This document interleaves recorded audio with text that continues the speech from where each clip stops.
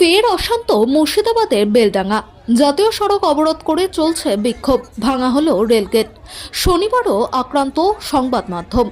বিহারের জেলার আরও এক পরিযায়ী শ্রমিককে মারধর করার অভিযোগ তুলে শনিবার বেলায় বেলডাঙ্গার বড়ুয়া মোড় অবরোধ করেন কয়েকশো মানুষ। অবরুদ্ধ হয়ে পড়ে 12 নম্বর জাতীয় সড়ক।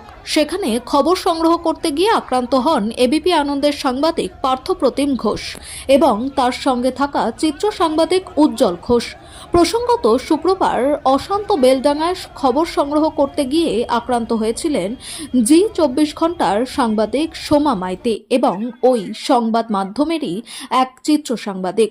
শুধু তাই নয়, ওই দিন আক্রান্ত হন বিভিন্ন সংবাদ মাধ্যমের অন্তত 12 জন। হঠাৎ করে লাঠি চালানো যাবে না তো, হঠাৎ করে আগে একটু ইমিডিয়েটলি গিয়ে একটু কথা বলতে হবে। যখন আমরা দেখলাম কি কথা শুনলে হবে না আর আননেসেসারি কিছু ডিমান্ড ছিল, তো আমরা যখন আর লিডারলেস ভিড়, এই জন্যে আমাদেরকে আবার লাঠি চার্জ করলো। অ্যান্ড ওর আগে আমাদের উপর কিছু একটা গাড়ি, একটা ট্রাক ছিল, ওর কাচের উপর একটা পাথর ছড়েছে।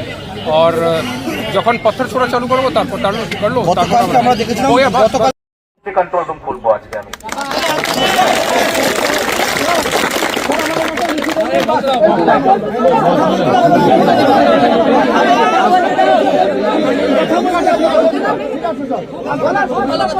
আজ রাত 12টার মধ্যে কন্ট্রোল রুম খুলবো এবং সেই কন্ট্রোল রুমে 24 ঘন্টা ডিউটি থাকবে মানুষের। 24 ঘন্টা রাত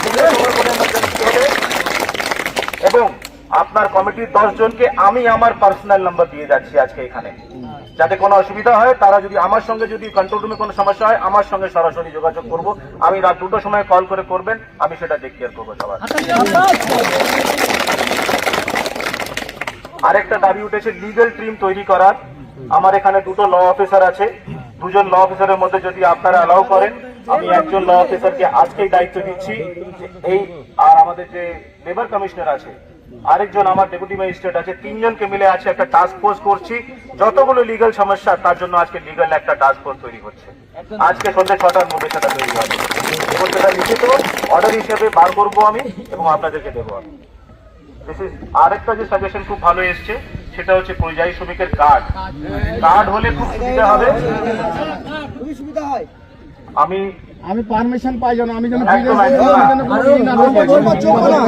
বলছেন কার্ডের ব্যবস্থা আমি ইমিডিয়েটলি এখান থেকে আমি মাননীয় মুখ্য সচিব ম্যাডামের সঙ্গে কথা বলবো এবং যত শীঘ্রই সম্ভব কার্ডের ব্যবস্থা করার চেষ্টা করবো সবার জন্য। থ্যাংক ইউ, খুব ভালো থাকবেন। আপনাদেরকে হাত জোড় করে আমি ক্ষমা চেয়ে নিচ্ছি। আপনারা প্লিজ, এত মানুষ যাত্রী দাঁড়িয়ে আছেন, অ্যাম্বুলেন্স দাঁড়িয়ে আছে, তাদের কষ্ট দেবেন না। আমরা যা যা আপনারা বলেছেন সব